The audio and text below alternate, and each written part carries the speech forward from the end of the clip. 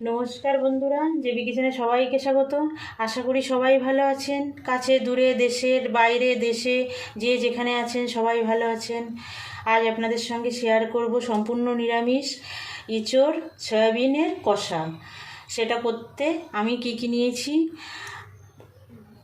ধনে গুঁড়ো নিয়েছি, জিরে গুঁড়ো নিয়েছি, লঙ্কা গুঁড়ো নিয়েছি, হলুদ নিয়েছি, লবণ নিয়েছি, একটু চিনি নিয়েছি, এখানে গোটা গরম মশলা নিয়েছি, 4টে এলাচ নিয়েছি, 2টো লবঙ্গ আর এক টুকরো দারচিনি, আর 15-16টা কাজু বাদাম নিয়েছি, আর 1 চামচ মতো চার মগজ নিয়েছি, গোটা জিরে নিয়েছি, এখানে আদা নিয়েছি, কাঁচা লঙ্কা, তেজপাতা নিয়েছি 2টো, সাদা তেল। আমি রান্নাটা সাদা তেলে করব, আপনারা সরষের তেলেও করতে পারেন, কোনো অসুবিধা নেই। আমি ঘি নিয়েছি, আর এখানে দেখুন ইঁচড় কেটে আমি হলুদ জলে ভিজিয়ে রেখেছি। আমি ইঁচড় আজ সিদ্ধ না করেই রান্না করব। কিভাবে রান্না করব সেটা আপনারা আমার ভিডিওটা না টেনে দেখবেন, আর আমি যেভাবে রান্না করছি একবার করবেন, আশা করি আপনাদের খুবই ভালো লাগবে। আর নিয়েছি এই যে 100 গ্রাম নিয়েছি সয়াবিনটা আমি গরম জল করে ভিজিয়ে রেখেছি। আর 2টো মিডিয়াম সাইজের আলু আমি এরকম ডুমো ডুমো করে কেটে নিয়েছি। এবার আমি সয়াবিনটা প্রথমে ভালো করে ঠান্ডা জলে ধুয়ে নেব। দেখুন বন্ধুরা, আমি সয়াবিনটা ভালো করে ধুয়ে একদম জল নিংড়ে নিয়েছি। দেখুন একটুও জল নেই। আর এই যে আমি এঁচড়টাও আমি ধুয়ে নিয়েছি। এবার আমি এই সয়াবিনের মধ্যে একটু লবণ দিয়ে দেব, একটু হলুদ দেব,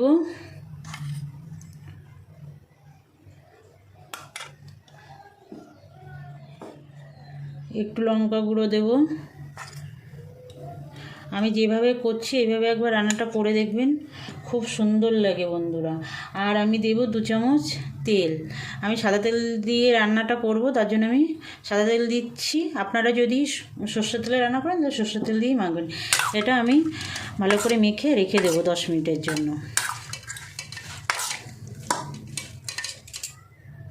দেখুন আমি সয়াবিনটা ভালো করে মেখে নিয়েছি। এতে কি হয়, এটা সয়াবিনটা খেতে যতটা স্বাদ হয়, আর যখন সয়াবিনটা ভাজবো তখন কড়ার গায়ে অত লেগে যায় না। তার জন্য এইভাবে আপনারা মেখে একবার করে দেখবেন, খুব ভালো লাগে। এবার আমি এই এঁচড়ের মধ্যে একটু হলুদ দিয়ে দেব, আর একটু লবণ দেব, আর দেব 2 চামচ তেল দিয়ে এঁচড়টাকেও ভালো করে মেখে নেব।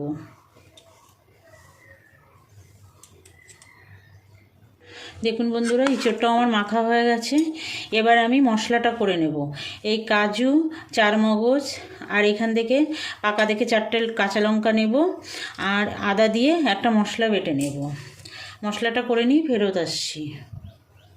দেখুন বন্ধুরা, মশলাটা বাটা হয়ে গেছে। আমি এইভাবে জল দিয়ে বেটে নিয়েছি। এবার আমি রান্নাটা শুরু করব। দেখুন বন্ধুরা, কড়াই বসিয়ে দিয়েছি, গ্যাস অন করে দিলাম। এবার আমি তেল দিয়ে দেব, বেশ খানিকটা তেল দেব। দেখুন তেল দিয়ে দিলাম।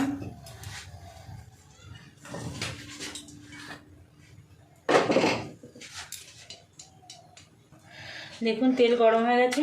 এবার আমি একটু হলুদ দিয়ে আমি আলুগুলো প্রথমে ভেজে নেব।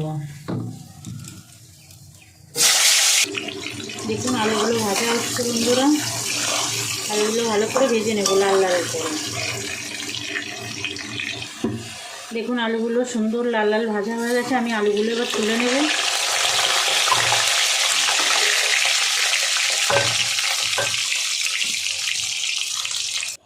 এই তেলে আমি এঁচড়গুলো ভালো করে ভেজে নেব। সবগুলো এঁচড় একসঙ্গে দেবো না, আমি অল্প অল্প করে এঁচড়গুলো ভেজে নেব, একদম লাল লাল করে ভেজে নেব। আমি এঁচড় কিন্তু সিদ্ধ করিনি বন্ধুরা, আমি বলেছি সিদ্ধ না করে কীভাবে আমি রান্না করি, সেই জন্য আমি সিদ্ধ করিনি। এটা লাল লাল করে আমি ভেজে নেব। এটা কিন্তু দুর্দান্ত হয় খেতে বন্ধুরা। একবার আমি যেভাবে রান্না করছি এবার করে খেয়ে দেখবেন, আশা করি আপনাদের খুবই ভালো লাগবে।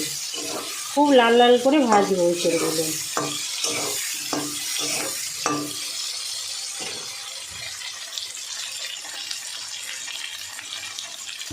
দেখুন বন্ধুরা, ইঁচড়গুলো কত সুন্দর ভাজা হচ্ছে, একদম লাল লাল হয়ে গেছে। আমি এবার নামিয়ে নেব। দেখুন, এই সিদ্ধ না করেও দেখুন এই তেলের মধ্যে ইঁচড়টা সিদ্ধ হয়ে গেছে। এই দেখুন, এটা খেতেই দুর্দান্ত লাগে। সিদ্ধ করে রান্না করলে যতটা ভালো লাগে তার থেকে অনেক গুণ বেশি ভালো লাগে এইভাবে রান্না করলে। এবার আমি এই ইঁচড়টা তুলে নিয়ে আর যে কটা ভাজতে বাকি আছে সেটা ভেজে নেব। সব ইঁচড়গুলো ভাজা হয়ে গেছে বন্ধুরা, দেখুন এটাও তুলে নেব।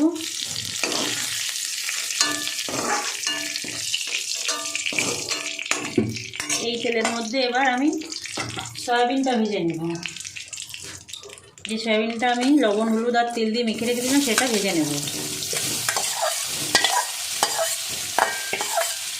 এটাও লাল লাল করে ভাজতে হবে সয়াবিনটা। দেখুন বন্ধুরা, সয়াবিনগুলো লাল লাল করে ভাজা হয়ে গেছে। এবার তুলে নেব সয়াবিনটা। কড়াইতে তেল দিয়ে দেবো বন্ধুরা রান্নাটা করার জন্য।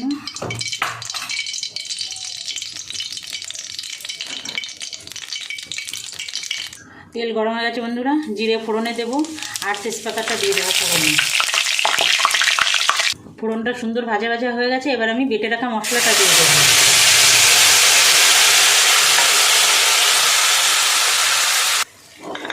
এই ধনে জিরে আর লঙ্কা গুঁড়ো দিয়ে দিয়েছি বন্ধুরা, দিয়ে ওই যে লো আছে কষিয়ে নিচ্ছি। একটু হলুদ দিয়েছি, সামান্য একটু চিনি দিয়ে দেবো এর মধ্যে। চিনি আপনাদের দিতে ইচ্ছা না হলে দেবেন না, কোনো অসুবিধা নেই। দিয়ে মশলাটা এবার ভালো করে একটু কষাবো। মশলার বাটিটা ধুয়ে সামান্য একটু জল দিয়ে দেবো, সামান্য একদম দিয়ে আর একটু মশলাটা কষিয়ে নেব।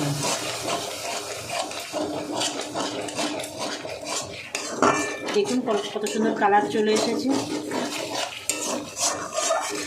আর নতুন বন্ধুদের কাছে আমার অনুরোধ, যেসব নতুন বন্ধুরা এখনও আমার চ্যানেলটা সাবস্ক্রাইব করেননি, আমার চ্যানেলটা সাবস্ক্রাইব করে আমার পাশে থাকবেন বন্ধুরা বরাবরের জন্য। আর যেসব পুরনো বন্ধুরা আমার সঙ্গে আছেন, আমার চ্যানেলটা সাবস্ক্রাইব করেছেন, আমার সঙ্গে থাকবেন বরাবরের জন্য। আর আমার ভিডিওগুলো দেখবেন, লাইক কমেন্ট করবেন বন্ধুরা। মশলা থেকে দেখুন সুন্দর তেল ছেড়ে দিয়েছে। এবার আমি আলুটা, এই যে ভেজে রাখা আলু আর ভেজে রাখা ইঁচড়টা দিয়ে ভালো করে কষাবো মশলার সঙ্গে। ভালো করে কষাতে হবে। মশলার সঙ্গে যতটা সবজি কষানো হয় ততই কিন্তু স্বাদ হয়। ভালো করে কষিয়ে নিতে হবে।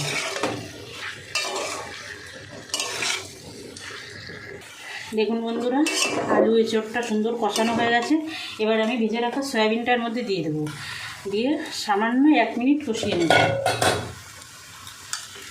সব একসঙ্গে মিশিয়ে 1 মিনিট মতো কষাবো। দেখুন বন্ধুরা, সয়াবিন দিয়েও আমি একটু কষিয়ে নিয়েছি। এবার জল দিয়ে দেবো, গরম জল। আমি তো রান্নায় সবসময় গরম জলই ব্যবহার করি বন্ধুরা।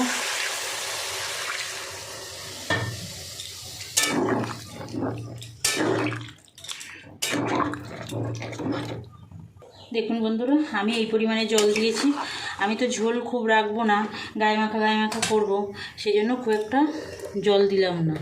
আপনারা আপনাদের স্বাদ মতো দেবেন। একটু লবণ দিয়ে দিলাম স্বাদ মতো। আলু ভাজা, তারপরে সয়াবিন ভাজা, এঁচড় ভাজা সবসময়ই লবণ দেওয়া ছিল, সেই জন্য লবণটা একটু বুঝে দিতে হবে বন্ধুরা। আমি 4টে কাঁচা লঙ্কা দিয়ে দেব। লঙ্কা মিষ্টি আপনারা আপনাদের স্বাদ মতো দেবেন।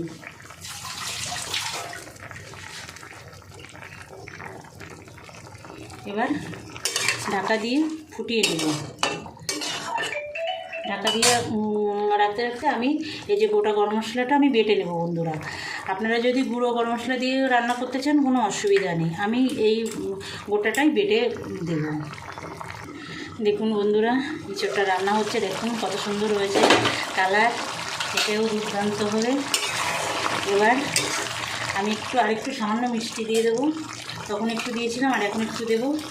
আপনারা মিষ্টি বাড়িয়ে কমিয়ে দিতে পারেন, কোনো সমস্যা নেই, কিন্তু নিরামিষ রান্না একটু মিষ্টি হলে সেটা কিন্তু খেতে ভালো লাগে।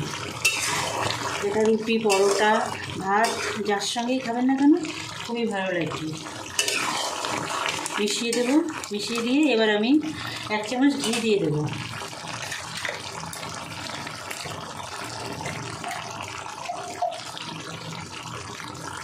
এক চামচ ঘি দিয়ে দিলাম। এই ঘিটা কিন্তু দেবেনি, ঘিটা না দিলে অত টেস্ট আসবে না। আর এই যে সেই গোটা গরম মশলাটা আমি বেটে নিয়েছি সেটা আমি দিয়ে দেবো।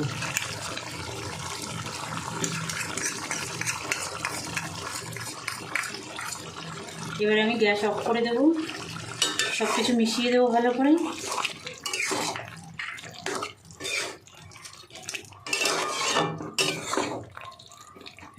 এবার আমি 2 মিনিট চাপা দিয়ে রাখবো। দেখুন বন্ধুরা, ইঁচড় সয়াবিনের কষা একদম রেডি হয়ে গেছে। আপনারা বানাবেন, বানানোর অনুরোধ জানিয়ে আমার ভিডিওটা এখানে শেষ করছি। আবার দেখা হবে নতুন কোনো অন্য ভিডিওয়। নমস্কার।